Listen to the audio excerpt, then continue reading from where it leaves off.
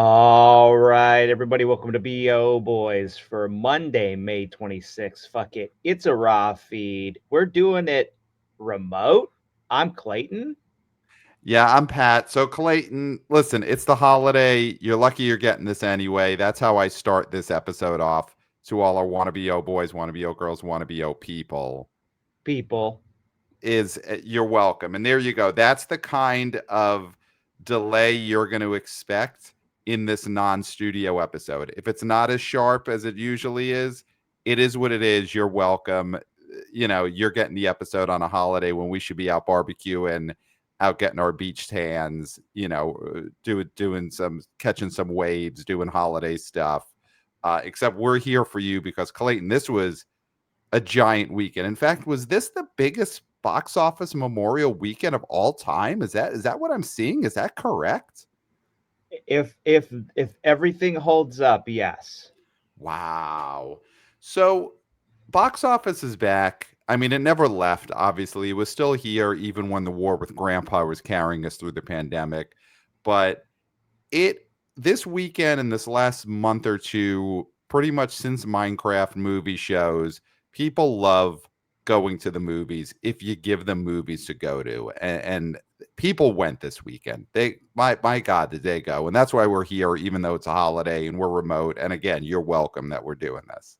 Yeah. Oh, yeah. So Clayton, we're going to get into it. We have boots on the ground reporting from both of the top movies this weekend. So we'll be doing that. But could you give us from your home studio, which people are looking at once again on the YouTube version of this episode because we are YouTubers? Hey, guys. Hey, guys. Uh, could you give us a remote plow for the box office weekend of Friday, May 23rd, 2025, Memorial Weekend 25? Number one, Lilo and Stitch made 142 to 144 million in the 3 day, and the 4 day was 175 to 180. I'm going on the deadline numbers, Okay. so that's what we have at the moment. Okay. Number two, Mission Impossible: Final Reckoning made 70. Wait, It okay, made this is a 64 disaster. million in the 3 day, 77 million in the 4 7 day. million in the 4 day. Number three, Final Destination: Bloodlines made $19 million in the 3 day. That's a drop of 63%.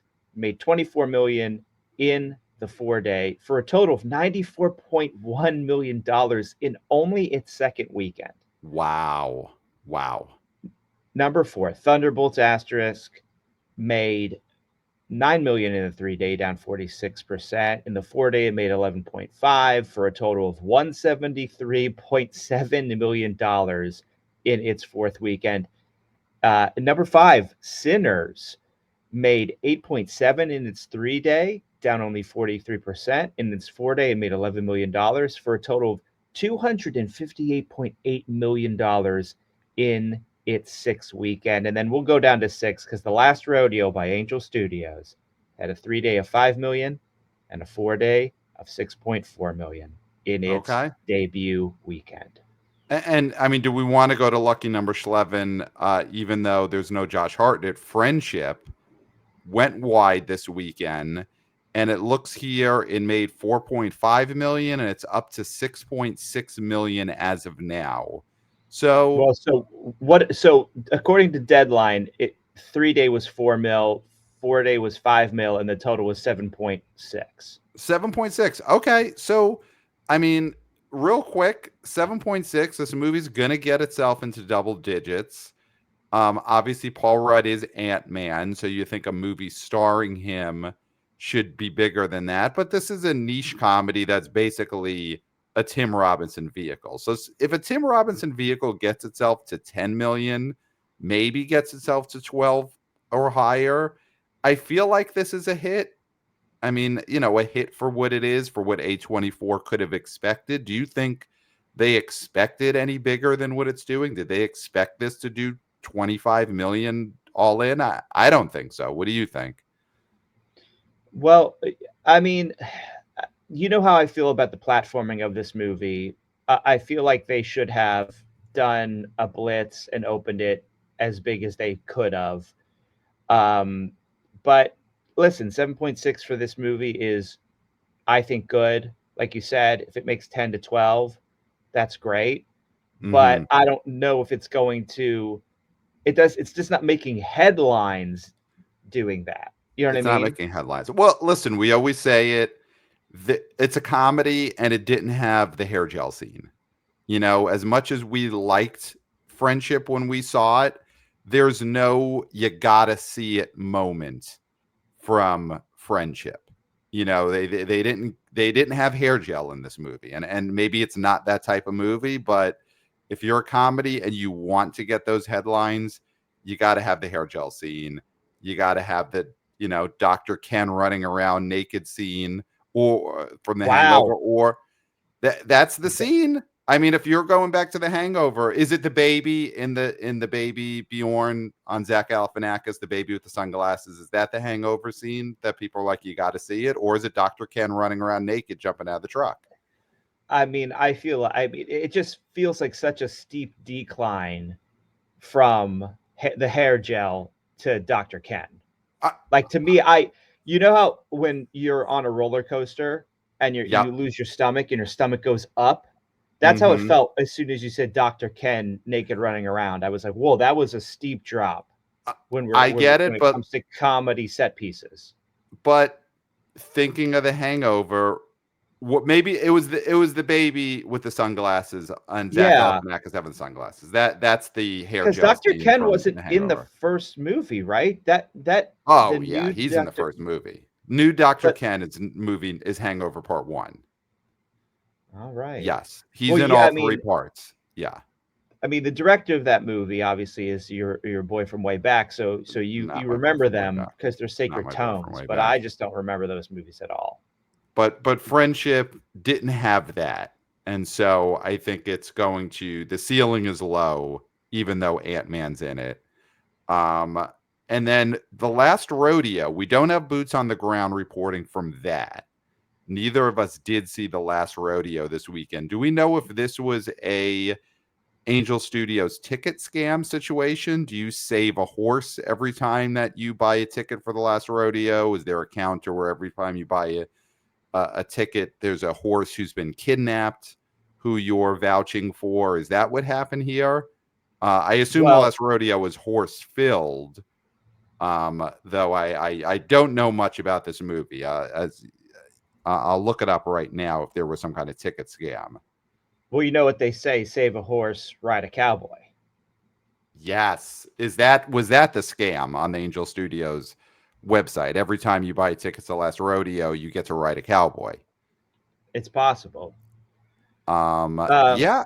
I did see some sort of package deal ticket thing for Last Rodeo. It seems to be par for the course, but again, we're seeing just overall at the theater, if they want to see it, they'll see it. So Mm-hmm. something like King of Kings, people wanted to see, therefore the scam worked. And with this one, I'm not saying the scam didn't work, but I'm just saying it had limited results because people didn't want to see this as much as they wanted to see King of Kings. No, no, But no. they're It's not putting Jesus out riding a horse, though. It's just no, a modern day cowboy. If it was Jesus Christ on a horse, Last Rodeo, yeah, I think you're doubling, tripling that opening weekend. yeah, and I think I applaud Angel Studios for continuing to put out product. Yes, yes. I'm just looking at this Last Rodeo, and we do not need to spend a lot of time on Last Rodeo, but I do have to put this out there. It's It directed feels like by we need John. to though. It feels like you feel like we need to though. I feel like we need to at least address this, that this Angel Studios cowboy, not Jesus on a horse movie, uh, directed by John Avnet. He also directed 88 Minutes, which was a Robert De Niro and I think Pacino joint. Was that one that had both of them? Just Al Pacino. And he directed Righteous Kill, which is De Niro and Pacino in their Oh, biggest movie since Heat. yes. Yes. I think didn't 88 minutes have the gentleman from Brothers McMullen as the lead. Is that okay? That's 88 minutes. It has Al Pacino, Alicia Witt, all-time favorite, Lilo Sobieski, get her back in movies. William Forsythe, Neil McDonough. Is Neil McDonough the guy Oh that you're no, am I thinking of? thinking of 15 minutes? Yeah, The De 15 minutes Niro is the one. movie. Yeah, that's the one where De Niro, I think, gets beaten to death on television, tied up in a chair. I think that's that That's movie. right. So that's my confusion. Yeah. Yeah. So John Avenett, he directed 88 Minutes, Righteous Kill, and then Three Christs in 2017. He directed Three Christs. How Uh, how does a movie with mhm. three Christs not make Bafa Bobo with what we've seen with Jesus as an IP? Maybe it should have been called Three Jesuses. Yes. Well, I think though it's because of the Jesuses they had in it. And again, on this big Memorial Day 2025 episode, we shouldn't, but we do have to spend a little time on No, I agree. This is 2017's important. Three Christs. The Three Christs were Richard Gere, Peter Dinklage, Bradley Whitford. So I think that's not going to appeal to the audience that wants Christs. Is Mhm. Bradley Whitford is one of your Christs. I don't think is a big crossover star. Oh, hashtag not my Christ for Yeah, sure. yeah, yeah. So I think that is why. And last rodeo, this director John Abbott, he made the right move where he didn't bring Bradley Whitford back as the cowboy for the last Yeah. rodeo. So I think he's headed in the right direction right Hmm. now. He's definitely headed in the right direction. Hey, listen, it got to number 6. It got to number 6. So John Avenett, he's doing something right now, and I think that's not having Bradley Whitford as the star of your movie. I think Yes. that's the move. So, do we want to spend some more time on the Three Christ, the Last Rodeo, or do we want to move on to Mission Impossible and Lilo and Stitch? What do you think? We could do I more think we Last should. Rodeo. It's I think we should move on. okay. Okay. So listen, Lilo and Stitch, number 1. This movie is the hit that we all thought it would be. It is a full-on blockbuster. Um, I don't think it's going to be Inside Out 2. I don't think Mhm. we've got a Billy baby here. Yeah. But this is going to be a giant. And do you feel like, because we talked before the summer, that this, How to Train Your Dragon, maybe Superman, maybe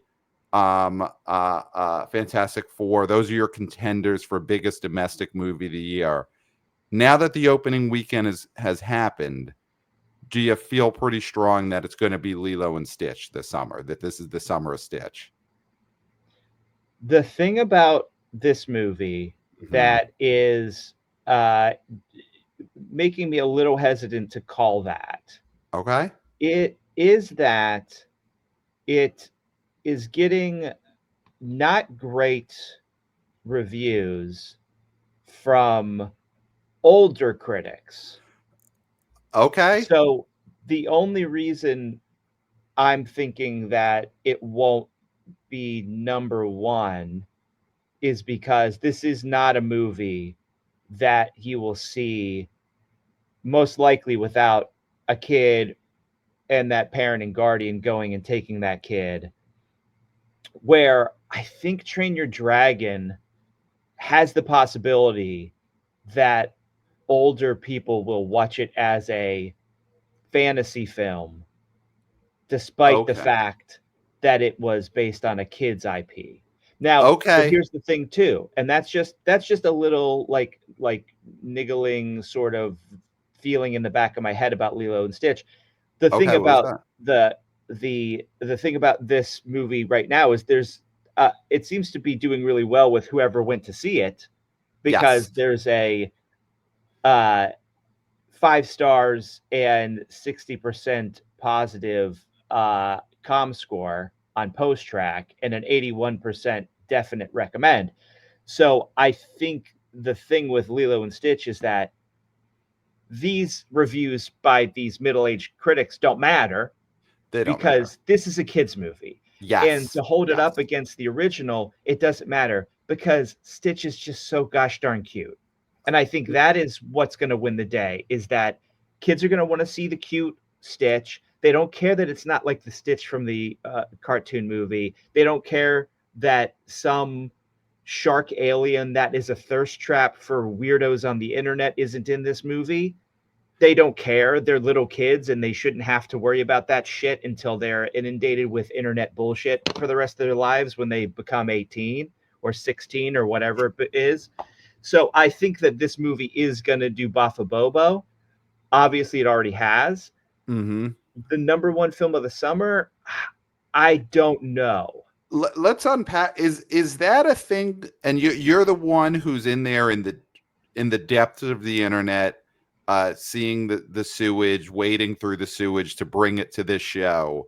Is that a thing that's happening with the Lilo and Stitch reaction, that the internet is upset that there's a thirst trap shark from the cartoon that's not been brought over to this live action movie? Do you think that's turning off these critics? Is A.O. Scott reacting negatively because he wanted his thirst trap shark from the animated version and he's not getting it? So we've talked about this previously, and I think we talked about it at BOHQ by the water cooler earlier, is that this was supposed to be a Disney Plus movie. Yes. And so the budget was lower. And Yes. turns out if they would have made this movie for theatrical with a higher budget, it would have made the same exact amount of money. 100%. And that should send alarm bells off through Hollywood, but good alarm bells. This should be like the Paul Revere type alarm bell, where you hear it and you're like, oh, great, the British are coming. Good, because I could do something with that. This is good alarm bells that they only made Lilo and Stitch for $100 million. And they're still going to make every penny they would have made if this cost $350 million. Yeah. Like, what would they have done differently at a bigger budget in this movie? I guess get the thirst trap shark from the animated version in here. Get some bigger movie stars in here, like have Chris Evans play someone in this movie, like he owns a hotel on the island, and you make the movie an hour longer. That's the thing, is for double the budget, it just would have been a longer movie that had one more star that costs a lot that doesn't mean anything in the movie, like running a resort. I mean, to go back to this shark alien. Yeah, we have to. And we will go back to The Last Rodeo too. Here's the beginning of an article from the Vulture website, which is a cesspool. Yes. There is no Captain Gantu in the live action Lilo and Stitch. And then the first sentence is, I'm sorry to be the one to break this news to the people of Deviant Art, but Captain Gantu, the hulking whale shark-like alien, is not in the live action Lilo and Stitch. Right. So what do you think Disney missed out on box office wise this weekend by not catering to the fans of Deviant Art, to adult Deviant Art fans who also read Vulture articles? Do you think that's 30 million, 50 million this weekend? Do you think it's 14 cents? Do you think there was one Deviant Art fan who accidentally didn't drop some pennies on the floor while sneaking into this movie? What do you think the box office total is closer to? I mean, well, I know you would have more trench coats in the theater for sure if you would have put this Captain Gantu, however you pronounce it, in this movie. So we were spared that, and you went to see this movie, so you were spared that. Yep. I don't think it would have been much of a difference, honestly. Like, I don't want to. Here's the thing about this budgetary thing. Like, I don't want filmmakers to cheap out or studios to make actual directors cheap out. Like you don't want this to trickle into uh, you know, Sinners, where they would have said to Coogler, "What about just one uh Michael B. Jordan? Because Right. that's cheaper." Right. Right. You don't want that. You But don't want that. if you're Disney and you can cut Captain Gantu and keep all of the people in the trench coats out, I think that's a positive cut when it comes to budget. Right. I'm just going to throw this out there. Little Mermaid ran 2 hours and 15 minutes. The remake in 2023. Lilo and Stitch an hour and 45 minutes. So I think right off the bat, and we're not people who every movie's got to be 90 minutes and all, but these kids' movies are too long. The Little Mm-hmm. Mermaid remake being 2 hours and 15 minutes is, and I don't want to be hyperbolic here, but is unconscionable. Mm-hmm. And this is what a kids' movie should be, an hour and 45 minutes. So we don't need it to be another 50 to $100 million more expensive for it to be a half hour to an hour longer. I think Yeah. this Lilo and Stitch movie should be the prototype for what Disney and these studios are doing when it comes to kids movies. Keep the budget around 100 million and make them less than 2 hours and just Mm-hmm. focus on, we got this one cute character who you're going to see a lot of. And if the deviant, like roided out sex shark isn't in the movie, it's okay. It's okay. Yeah. And if Chris Evans owning a hotel isn't a B plot that no one cares about that adds a half hour to the movie, it's okay. It's all okay. Yeah. And so as of now, this movie didn't cross over the 200 million mark for the 4 day because that was something that me and the great Scott Mendelson thought would happen. By no means is that a disappointment or a problem in any way. No, no. And this is a kids movie. The kids are almost out of school. I mean, they're always out of school, but they're about to really be out of school pretty soon. And Yeah. this movie is going to play like gangbusters during the weekdays, every weekend. This is going to have them legs. And I Yeah. know Stitch doesn't have legs, or did Stitch have legs? I'm trying to remember if Stitch have legs Stitch because has he legs. pretends to be a dog. Yeah, so he's got legs. It's going to have legs. It's going to, oh, that's right. Stitch, I think, has 6 legs because he pops 2 of them back into his body to pretend to be a dog. So this Mm-hmm. is going to have a 6-legged Stitch amount of legs. This is going to be playing for the next 2 months. Easy. Now, so speaking of boots on the ground, Yes. now you saw this with Yep. your nieces, and of Yes. course, we will not name them because anonymity is important. Yeah. Today more than ever. What and they were very very excited.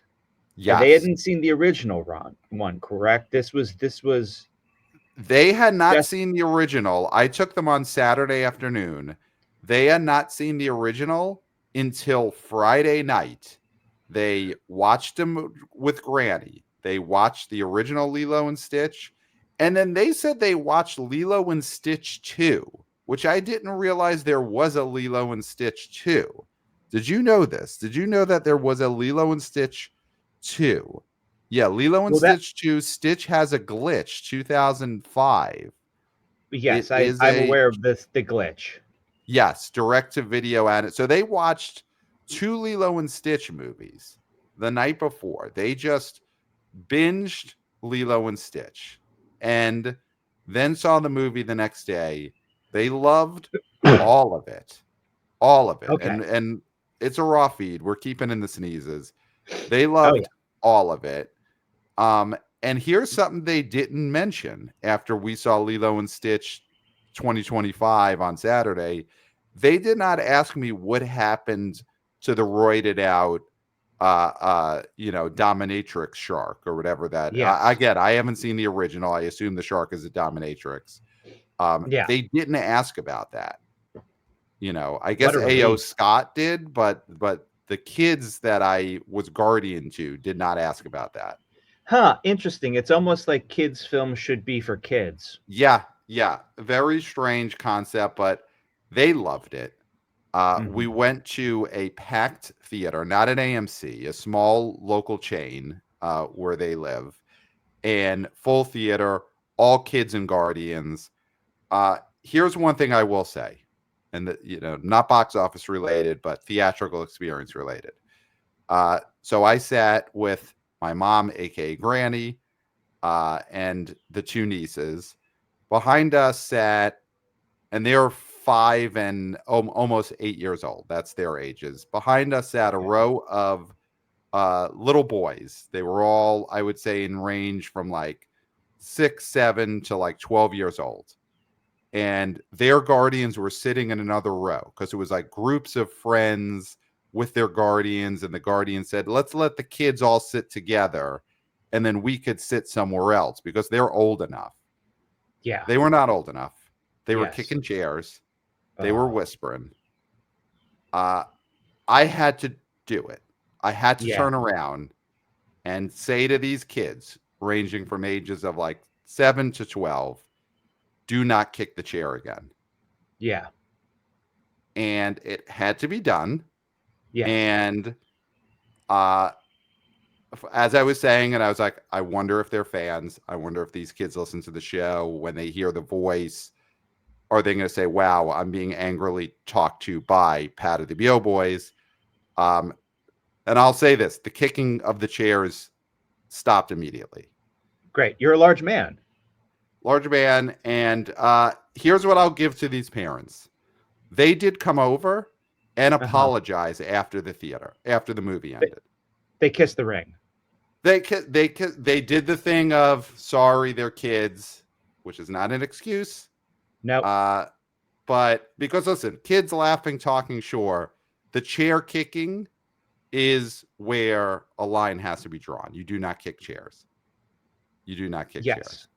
Well, and Um, and also that's the laughing, the talking. That's just regular little of kid course, behavior. hundred The percent. kicking of the chairs, and pardon me for being coarse, that's Yeah. little shit behavior. They were Yes. being little Yeah. shits, right? Yes. Yes. A little kid is a little kid. A little shit is a little shit. A little shit is a little shit.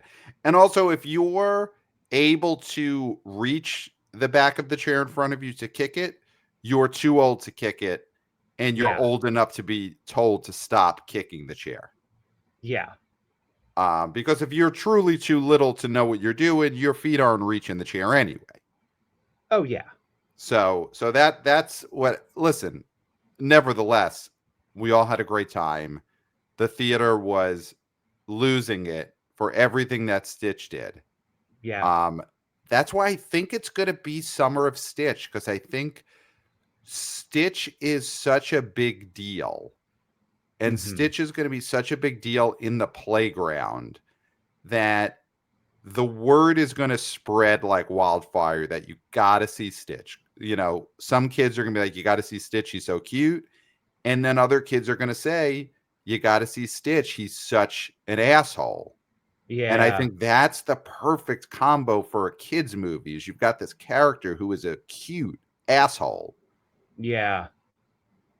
Yeah. And I mean, that's what kids want to aspire to. I mean, look at the little shits behind you. They wanted to be yes, Stitch, and they they just want to weren't be clever Stitch. enough to be Stitch. Right, They're not right. cute enough either. I'm sure they are very ugly children. Yes, 100%. Yeah.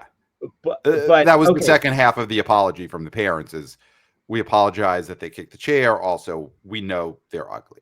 We know it. Yeah. Yeah. Yeah. And you're like, I agree. They are all very, very ugly. Yeah. Now, did the nieces think there Yeah. was enough Stitch in this movie? Because a lot of the criticism is that Stitch is not in this movie enough.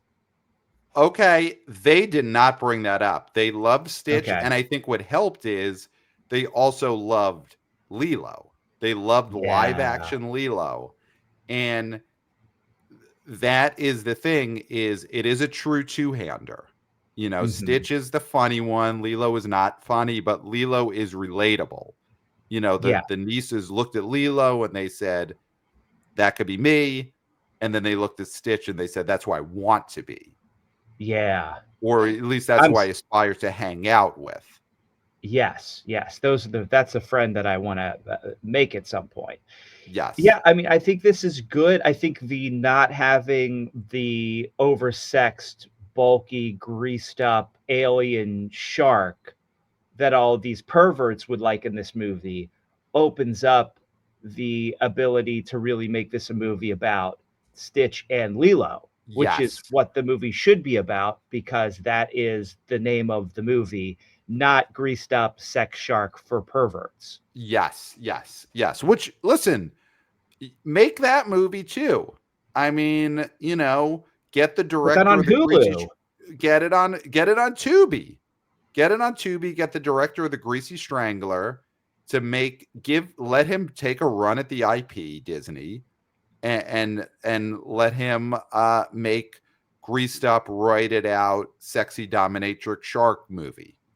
Hmm. And go nuts, director of Greasy Strangler. Make that movie, make it for Disney. Hmm. And yeah, put it on Tubi or put it on Hulu. That's right. Hulu would be the Disney adult channel. Because Yeah. that's the synergy. Yes, You that's know the what? synergy Make there. Yeah. make it a live action John Cena movie because that's all he does is do Hulu movies now. So he's the greased up sex shark. Yeah. I could already see, though, the fans of that original greased up, roided out sex shark dominatrix alien from the first Lilo and Stitch being like, John Cena is not who we envision for that part. He's Of too course, goofy. there's always going to be complaints about who Yeah. they thought should play this sex shark Yeah. that they're Yeah. so obsessed with that they have to write articles about a child's movie. Yeah. So I think that is a way to go to really milk that IP. And I'm sure you could milk that character literally in the movie because I think he does have udders. I've never seen the movie, but just hearing about it, I assume that this shark has udders and can be He has milked. several dozen things to milk, and I don't want to get into it. Yeah.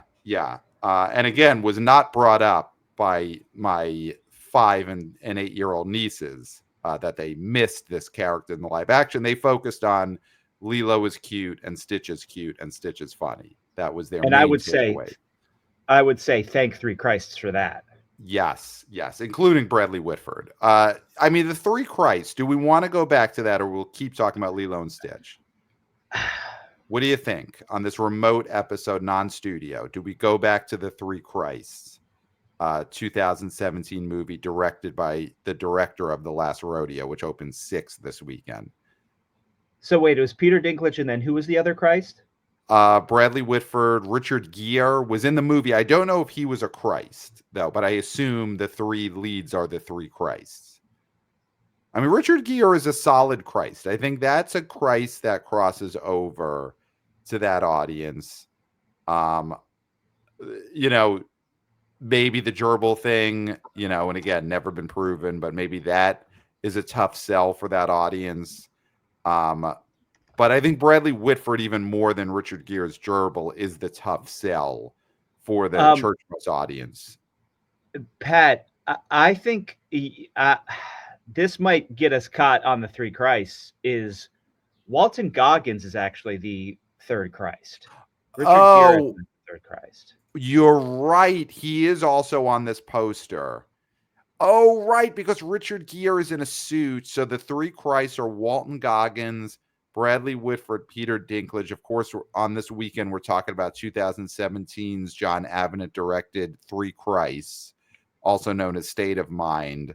You're right. Walton Goggins is one of the Christs. I think that works.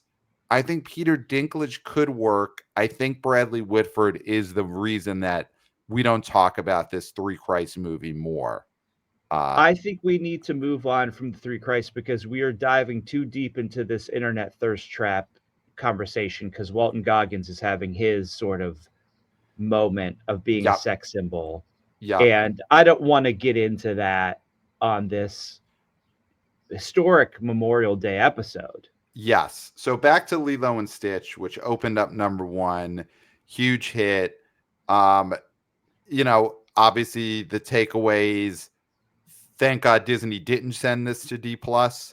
Imagine the different world in which this is just a completely direct to video sort of people talk about it for 2 minutes, D plus sequel. I mean, honestly, the articles written about the lack of the sex dominatrix roided up shark would have been the most coverage the D plus version of this movie would have gotten. Yes. Oh yeah. I mean, I think listen, Moana 2 and Yeah. now this, Mm-hmm. both destined for Disney Plus and got saved. And here's the Yes. thing, these movies are going to do the same amount of business on Disney Plus now because they're huge hits. 100%. Bit way And bigger. it's not like people aren't going to take their kids, some adorable like your nieces, some ugly like those kids that were kicking your chair, Yep. and plop them in front of Disney Plus on a day where they're feeling like I'm going to I'm at my ends the end of my rope. Yeah. I Yeah. need We could all something think of the cases. We're all thinking of the same cases. exactly. Instead of and I'm talking about the ugly kids now, Yeah. Yeah. packing them all into a van, And we know. Yeah. going to the lake, going for a Yeah. lake trip. Yeah. They're like Disney Plus. I'm just gonna plop them down, throw on Disney Plus. Every adult who has children and every guardian who guardians children is going to have Disney Plus no matter what. Yes. Yes. Because it is a must have if you have children or you are a guardian of children. So Yes. to get this extra money, this millions and Millions could. sometimes billions Yep. of dollars Yep. from theatrical releases is mind-boggling that they didn't realize that that was the play the whole time. Yeah. Yeah. And to be fair, Disney gets it. I mean, Freakier Friday is opening in theaters later in August when a couple of years ago they put Disenchanted and Hocus Pocus 2 straight to D plus. And They listen, learned. those movies were terrible, but it Mhm. doesn't matter because Disenchanted and Hocus Pocus 2 would have done big money in theaters the way Freakier Friday will do. Obviously, Lilo and Stitch, and this is something that the great Scott Mendelson said in one of his articles on the Outside Scoop. Must subscribe, must pay for. You owe this man a living. In his Outside Scoop article, he talked about how with these Disney live action remakes, the property matters, and Mhm. you saw it with Snow White. Snow White didn't bomb because of any of the internet outrage, blah, blah, blah, Rachel Zegler. That didn't matter. All that matters is kids didn't care about Snow White. She was an old fart that didn't matter to them, didn't matter to their modern day lives. Lilo and Stitch, that was a recent enough property. The aliens are better than the seven companions. Kids care about the alien. They don't care about the seven companions. It matters what the property is. I mean, Mendelsohn nailed it. Do you think this confirms they've got to start doing live action remakes of your Wreck-It Ralph's, Frozen's, like the Disney cartoons from the last? They're doing Moana already. I mean, does this confirm that the post 2000 Disney cartoons are the ones to start remaking live action? For sure Frozen. For For sure, sure Frozen. Frozen Yes. has to happen, must Yeah. happen. Yeah. It just seems the most ripe for it. Yeah. And yeah, you that's the thing is don't just use any IP because you have it lying around. Use the Right. ones that are popular and would Yeah. be hits. I mean, here's the thing with Snow White. Instead of seven companions, what about seven burly, greased up sex shark aliens drop into the Snow White world and those are her companions? Uh, Now it's a completely different movie, it's very but different. at least that's not musty. At least Yeah. that's not as musty as and a little less confusing than the Yeah. companions because Yeah. the internet would be a buzz and they want us to be a buzz Right. about seven alien sex sharks in Right. Snow White. Right. It Right. might have put it over 100 at the very least.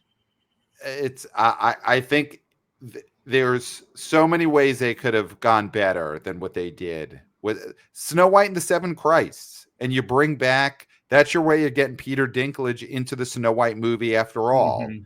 Is He reprises his Christ role. He reprises his role from the Three Christs, which we do have to continue talking about. He reprises that role. I mean, listen, if in 2025, spring 2025, you had a John Avnet directed Snow White and the Seven Christs, and it's, listen, Bradley Whitford, I guess you bring him back, but you minimize his screen time. He's not in the trailer. That's strictly for the fans. Yeah. And you got Walton Goggins, who's riding high right now. People love him. He's a sex symbol. You ride that. And you get Dinklage in the Snow White-averse after all, playing Christ. And then 4 other Christs. And it's a church bus movie. And it's a backdoor sequel to the Three Christs. That's a bigger hit. But you know what? Probably the answer in the end was, don't do Snow White at all because kids don't care about that cartoon. That's the thing. That's the thing. That's the thing. Well, but you know what they say: save a horse, ride a Goggins. That's what they're saying on the internet, I guess. Yes, 100%. That is definitely a T-shirt that is being worn right now on the beach, and someone else will. I get it. And they'll be keeping that shirt on the whole time at the beach. 100%. So they're not taking that shirt off. So Lilo and Stitch did what it was needed to do. This is going to be huge. I think it's going to only get bigger, and this could still be the summer of Stitch. I even though it didn't open Inside Out 2. Well, did it beat Inside Out 2's opening weekend, or that got over 200 million? Well, there's an easy way to find that out. But yeah, I actually feel almost more confident that this will end up being the biggest movie this summer. Though I do get your thing about How to Train Your Dragon. You know, Inside Out 2 opened to 154 million. So Lilo and Stitch beat it. Lilo and Stitch beat it. Is that a 3-day? Oh, that's a 3-day. That's a 3-day. So Lilo and Stitch didn't beat its 3-day. It didn't beat its 3-day. But they're in the same ballpark. So we'll see. We'll see. I get what you mean, though, about how Inside Out 2 was able to then be a date movie because it was about, you had ennui, middle-age angst, you know, so couples who read Vulture, get Vulture delivered to them every day, they could also go see Inside Out 2 as a date. Whereas the Lilo and Stitch is really a pure family play and a pure kids play. Which is great. I mean, that's the thing is, but there are so many families in America. So many families. And they may look different, and they may look different from each other, but they're all families. They're all families. They're still families, Pat. They're still families. Yeah. So let's move on to number 2. Well, I mean, talking about a Christ, talking about, you know, a true Christ, so a true Savior. Tom Cruise, Mission Impossible, The Final Reckoning, not Dead Reckoning Part 2, because there's never been a Dead Reckoning Part 1. There was only Dead Reckoning. So Final Reckoning is out. And as Scott Mendelson said in his must-subscribe Outside Scoop, it played like a Mission Impossible movie. It opened to 64 in the 3-day, which is the franchise high for a 3-day. 77 million for the 4-day. And I think the thing to state up top with discussing Mission Impossible Final Reckoning is the budget is the budget is the budget. And did this movie cost 300 million, 400 million? It is what it is. It was COVID production. It was Strikes production. It's the 8th movie of a franchise, which always costs more. And will it make a profit in theatrical? Maybe not. But people went to see this the same way they see every Mission Impossible movie. Here's the thing, Pat. Unless we forget, when we're talking, again, about Christ-like figures, part of the reason this budget is so ballooned and inflated is because Tom Cruise and the production company kept people employed during stop downs. A Yes. lot of that money is to pay crews, and not Cruise, not Tommy Cruise, the Right. crews, Yep. Crews. Don't spell check me, bro. Yeah. Terry, While not they, Tommy. yeah, while people were, uh, not employed. Right. So if people want to give him shit about this, it's not people in the industry giving him shit about it, because they know that a lot of them were on projects that got either canceled or shut down for a long time, and they were not getting paid. So No. a lot of the money you see in this budget is not on the screen, but it is on the tables Mm-hmm. with food, Yep. converted Yes. into food, because you can buy food with money, Yes. These days you could do of so many crew things. members Mm-hmm. during those terrible times. So Yes. when you think, oh well, 400 million, he should have been blasted into space. Think about the turkey that's on the table for Tiny Tim. Yes. Okay. Yes. Yes. Tom, I mean, listen, Jesus was a carpenter, and Tom Cruise kept all of his carpenters who worked on building sets for Final Reckoning employed during work Mm-hmm. stoppages. Um, Yeah. and just looking at audience interest from this movie, like using the box office to judge that, it's clear these Mission Impossible movies have their ceiling. They are not going to break out to become Marvel movies or Fast and Furious movies. And I think there was the hope with Dead Reckoning that would be the Fast Five or Furious Seven sort of moment where the series kicks into another level. That's not happening ever with Mission Impossible. But Mm-hmm. the the interest hasn't really waned either. It's just No. stayed where it is, and this movie's probably better positioned to have better legs than Dead Reckoning because the IMAX situation, you don't have Barbenheimer coming out the next week. Um, Yep. so it'll do well. It's just not kicking up into a new gear. There's no Maverick bump for this series. Well, the fear was that there was less interest in this than the last one, Mm-hmm. and that is not true. Yeah, it's not. It's not It's the true. same, maybe a little bit more, Yeah. like a Yeah. tiny bit more. But Yeah. that's better. I mean, that's better than a second part Swoon, which is, I mean, going to the Fast movies, that next movie that comes out whenever it comes out, who knows if it's going to do an equivalent to X? I mean, Uh, there people might be off on that in a way that this franchise never had that. yes. I mean, if you compare those franchises, obviously the Fast franchise got to levels that Mission Impossible never has, never will get to. But Hmm. the Fast franchise at this moment feels dead. The Hmm. fact that there isn't the next movie, I don't even think in production. There's no cameras rolling on a Fast and Furious movie, and that sequel coming out in 4 years, 5 years feels like a joke. Hmm. That feels like that's the type of movie that could be just an incredible disaster if they make it and it opens. Whereas the Mission Impossible movies after this weekend, I think make another one in 3 years, and it'll probably do its $60 million 3-day opening weekend. Yeah, I mean, the thing with La Familia is that the thing that keeps families together is consistency, Mm-hmm. is Sunday dinner, is the Yes. barbecues. And listen, I can tell you from experience, if you go 4 years without seeing your aunts and uncles, yeah, you don't really ever want to see them again. Yes. Yes. Yes. Yeah. Then at that point, are they even really your aunts and uncles anymore? I mean, effectively, like, no. Right. Right. Right. So I think if you compare the franchises, Mission Impossible, sure, it could drop off a cliff. I don't think that's going to happen. I think it's Hmm. going to be leggier than the last one.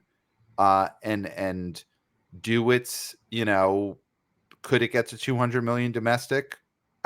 something like that. And I think the franchise is as healthy as it was. There was definitely the fear that this movie would continue going downward, open in the 40s for the 3-day, and people really would have had enough of this. And Mhm. I think it's clear that wasn't the case. There was the same interest there always is for these movies. Okay, so we did see this movie We did. Thursday afternoon, IMAX, 2 p.m. with all Friday of the afternoon. Friday maniacs. afternoon. I'm sorry, Friday afternoon Yeah, yeah. with a ton of maniacs, Yeah. full IMAX theater. Everybody was so in on this movie. There was a introduction from Tom Cruise himself. Yes. After he was done, there were several. Video. He was not live in our screening, even though he was at the AMC Lincoln in person earlier in the week. He That's wasn't true. at the AMC Lincoln on Friday afternoon. It was a video introduction. There was a video introduction from Tom Cruise himself, who afterwards, after he finished his statement, there were several people who said out loud, "Thank you, Tom." Yes. Yes. Yes. And so you knew what the audience was for this movie. Mm-hmm. People laughed when they were supposed to laugh. They clapped when they were supposed to clap. They gasped. They did everything you would do at a theater, you know, that is not being a little shit and kicking chairs. No Nobody one kicked was any kicking chairs. chairs. No one kicked No. chairs. And so I will say, for a general audience that is not fully in the bag for this movie, the beginning is sort of rough because there's a lot of setup. And the Mm-hmm. reason being is because, and you've heard this in a lot of venues, but this is the most important venue, is that, again, this was supposed to be the second part of another movie. So there was some editing that had to be done to make it its own film separate from that film. And so I think it suffered a little bit in the beginning with there is some parts that are sort of, for a general audience, I think maybe boring. Mm-hmm. It does not Mm-hmm. go heavy action in the first hour and a half the way that you would want it to do. Right. I Right. think by the time we get to the big set pieces, it is so satisfying Mm-hmm. and great that you forget that. But there might be a general audience that is bored with the first part of this movie. But I think the important thing in terms of word of mouth is how an audience leaves a movie. True. And that last hour and a half, basically, and especially the last set piece, the last act, is going to let people leave on such a high that the recommendation should be pretty strong. I mean, comedies, but also action movies, they need that hair gel moment. They need that set piece that's going to get people talking. And I Mhm. do think this movie, Final Reckoning, has that in a way that Dead Reckoning, not part one, it was always just Dead Reckoning, didn't have. As great as the train sequence was in Dead Reckoning, I do think this airplane stunt in Final Reckoning is a hair gel moment, is a Dr. Ken running naked out of the back of the trunk moment that I most people will talk about it as they recommend. You got to see the hair gel. You got to see Tom Cruise on the airplane. You got to see Dr. Ken jump out of the back of this car naked. I so think that's going to help. Pat, talking about what Tom Cruise went through going up and hitting those G forces and going back down. That's how I feel when you do the hair gel to Dr. Ken. Right, right. And let So me you're tell on you a though throw about ride. I'm on the throw rod. Let me tell you about this final set piece of the Mission Impossible is that hair gel wouldn't have worked during this finale.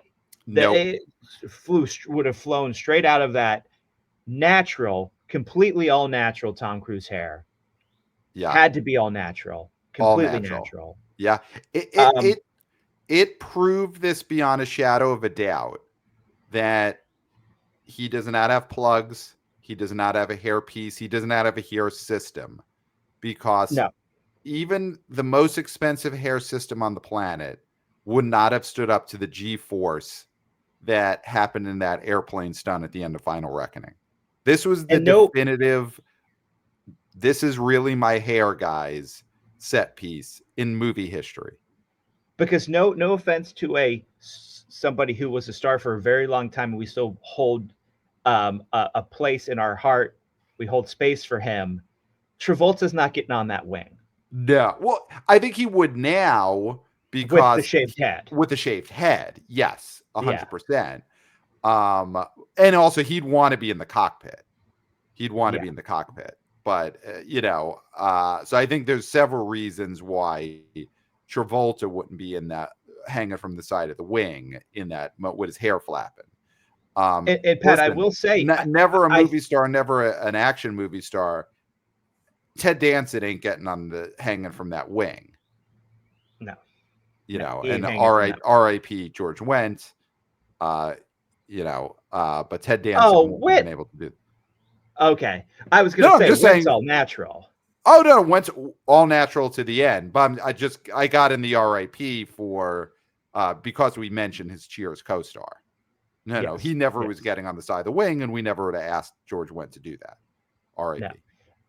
I will say though, the fact that you totally forgot that the Dead Reckoning set piece that everybody was supposed to be talking about was the motorcycle stunt, not the train. Yeah, yeah. I think the thing with the motorcycle stunt is they overdid showing it to us in the lead up to the movie. There were so Yeah. many in theater, uh, uh, you know, vignettes, making of featurettes that they would show us that by the time the movie came out, people were like, yeah, I saw that motorcycle stunt 3 movies ago. And I think they made sure to not do that with the airplane sequence, which you couldn't do because it was so long and you can't give it away in a featurette. Yeah. So when we're looking at the stats here, got an A minus, which Dead Reckoning got an A, Okay, but interesting, that's interesting. that. But 89% positive on post track and 79% definite recommend. That's what's important. That's what's Yeah. important. Yeah. Yeah, these movies need to be leggy, these Mission Impossible movies. And yeah, I think this one will. Barbenheimer's not coming out next weekend. You don't have Sound of Freedom to contend with. Sinners is out there, but it's trailing off now. Whereas Sound of Hmm. Freedom was picking up steam when Mission Impossible came out. And I do think that was a real siphoning off of action fans Yeah. at the same exact time. So I think Final Reckoning is going to be leggier. It already opened a little higher. And I think this franchise is healthy. I mean, do you think Tom Cruise keeps making these? There's always is this the baton passing? Is it going to be Haley Atwell's franchise going forward? I don't think it's going to be Haley Atwell's franchise going forward. There'll be another one with Tom Cruise in 3 years, right? I don't Depending know on three if he. years. I don't know three Okay. years, but there will be another Mission Impossible with Tom Cruise for sure. Yeah. Yeah. Yeah. Right. He's got to get the Maverick sequel. The Maverick sequel probably is the next thing he focuses on. Smartly, so yeah. Yeah. Days of Thunder. But I think Mission Impossible, we will see another one of these at some point. Well, that's the question. Does Days of Thunder 2 come out before a new Mission Impossible? I think it all relies on F1 and how well that does. Because if F1 does Buffa Bobo, then you've got, hey, Derek, you want to Mm-hmm. do Days of Thunder 2 with your guy, Right. Tommy? Right. Right. Right? Right. That's going to be. And listen, boots on the ground. We saw this movie in Final Reckoning in IMAX. We saw the F1 IMAX trailer. I do think the moment that trailer ended, we were both higher on F1 again. I know I was. I know in that moment there felt like there was some palpable, you got to see this in theaters energy that you don't get from just watching the YouTube trailer of F1. I'm high And on I that movie. I'm high and on I it. I truly think that it is, and we talked about this with the great Scott Mendelson. You don't want to start making movies that are exclusionary to small screens and regular screens because there is a budget restraint and constraint sometimes with certain people and what they can actually see and how many movies they can see in PLFs. Mm-hmm. But saying all But that, F1 is a movie that we must see in IMAX must see. because when we saw that trailer and you felt like you were in the cockpit, I guess you call it Mm-hmm. a cockpit. You call it a cockpit, right? I'll call it the I cockpit. call it the You're cockpit. in the driver's seat. Yeah. Email us, theboboyspodcast@gmail.com, if he's saying it incorrectly. And don't bother if he's got it right. Yeah. So, yeah, don't waste your time. So that felt like the way to see this movie. Yes. Yes. I we'll talk about it when it gets closer. I'm getting higher on that movie. Brad Pitt is still a big star, still super recognizable. I like the dynamic, and I know he's not someone who's famous, but I like the dynamic of Brad Pitt paired with a younger guy trying to get his spot. Kerry Condon in there, big plus for Should have me. been, but we agree though, Pat. Should have been I Show Speed. It should have been I Show Speed, 100%. Obviously. But so that's a missed opportunity, but I still think it could work out, even though it's not I Show Speed. So yeah, I think that's great, and that's what you get from going boots on the ground, seeing a movie in theaters with your friends, the way we did on Friday, Final Reckoning. We saw it with friends. It was myself. It was Clayton. Of course, it was Erin Rose Foley Chan, past and future guest host of that show. She was there as well. And of course, we saw it with our friend Chris Clemmer. And I think that is Okay. the end of the Well, episode okay, here. I Pat. think we need Hold to. on a Oh, second. hold Hold on on. a Okay. second. Hold on. You Hold can't just on. Hold say it on. like that, okay? Because we That will we get saw it with into this Erin and next. Chris Clemmer. Well, okay. Okay. We are. I am part of an entourage, an AMC A-list entourage with you, Yes. me, Yes. um, Other TBD. people. Well, other Yeah. people. Aaron Rose Chan, Foley Yeah. Chan, other people, and the tickets were bought by you Yes. as for 3 people. Yeah, I did buy it for 3 people. Yes. So Chris Clemmer happened to. So now you're backtracking. I was not aware that Chris Clemmer was going to be at this movie, is what I'm trying to say. Okay. Okay. I was bushwhacked in the lobby. Right. You told me, you texted me, I was in line at the IMAX. You had already gotten to the theater. I You got there say, first. I'm meet, on time. you say, meet, I was on time as well. You say, meet me in the lobby. And I'm thinking, no fucking shit. Where else am I going to meet you? Okay. Of Could have course, been I'm the going to meet you in the seats. IMAX lobby. Could have been at a bodega nearby. It's New York City. A lot of places to meet people at a movie. I walk in and I see you standing next to Yeah. Chris Clemmer. Yeah. This is the first time I'm seeing it, hearing about it, knowing about it. Right. And so I unwittingly saw a movie in the same theater as Chris Clemmer. Well, that I also Yes or didn't no? know. Answer this question, yes or no. Was Chris Clemmer in the same row as us at this movie theater? Just yes or no. He was, Yes we or no. were D11, 12, and 13, and he was D24 or something. So Yeah. same row. I was D12. Massive In distance. honor of Eminem. You were D12. Yes. Yeah. So same row, same theater. Talked before and after the movie. Listen, Well, others will am I going to judge. ignore the guy? Others will judge whether this was going to see a movie with someone or not. But there are certain facts. Same movie screening. Now, of course, we bring this up for, if you are brand new, slightly confused as to why we're, of course, the great podcast Jesus Kirk Minahan has never seen a movie in person with the BO Boys yet. Mm-hmm. I have now seen several movies with Chris Clemmer, who Yes. Podcast Jesus did invent Chris Clemmer from thin air. He's what led Came to from his rib, I believe. Came from his rib, pulled the rib out, put it in a bowl of water like a chia pet, or like was seahorses. Chris Clemmer came to life, became a big star at Barstool himself, became friends with and a guest on the B.O. Boys. I've seen several movies with Chris Clemmer, and you have avoided until Friday when you saw a movie with him. You had avoided seeing a movie with Chris Clemmer before you would ever see one with Kirk Minahan. And that has changed now. That has changed. I did not have agency in this. Okay. Same row. And yes, could I have walked out of that theater and said, I'm not going to see this movie? That is the thing that will be, I think, judged. And we could put a pin in this now, because the next episode, amongst other things, will be previewing the Karate Kid Legends. And it will be the trial of Clayton with our special guest as of now, unless he has decided I cannot even be a part of the same show as Clayton.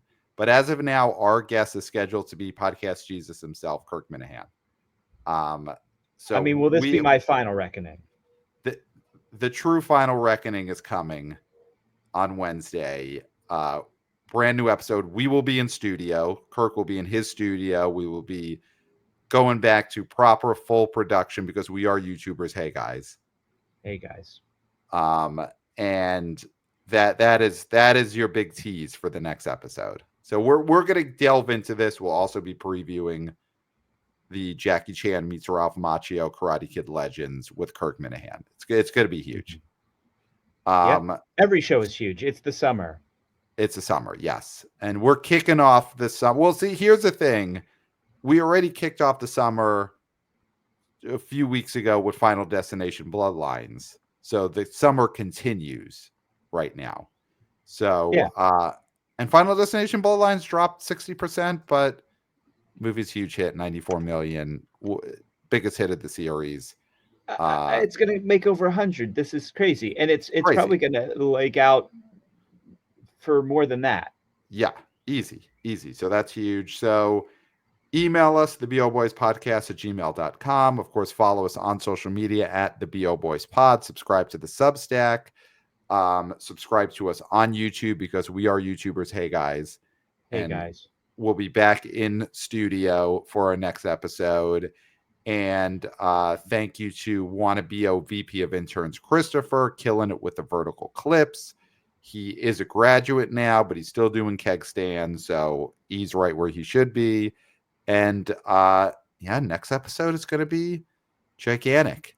It is going to be, as of now, Kirk Minahan is scheduled to be on the next episode. So you got to stay tuned for that. And email us, theboboyspodcast@gmail.com. Let us know, is Clayton guilty? That is what's going on here. You're not even giving the option of innocent. No, the answer is yes or no, whether you are guilty or not. Okay. So, that's all I got, Clayton. This is more than enough for me for an episode. I can't wait till the next episode. I am just frothing at the mouth right now. Well, I've got a pit in my stomach, so thank you so much. You're welcome. And just remember, Dr. Ken, he jumped out of the back of that trunk naked. All right. Well, I genuinely finished because it was a remote. Mm-hmm. And you've said it all. There's nothing left to be said. No, nothing at all. Except for until next time. We'll smell you at the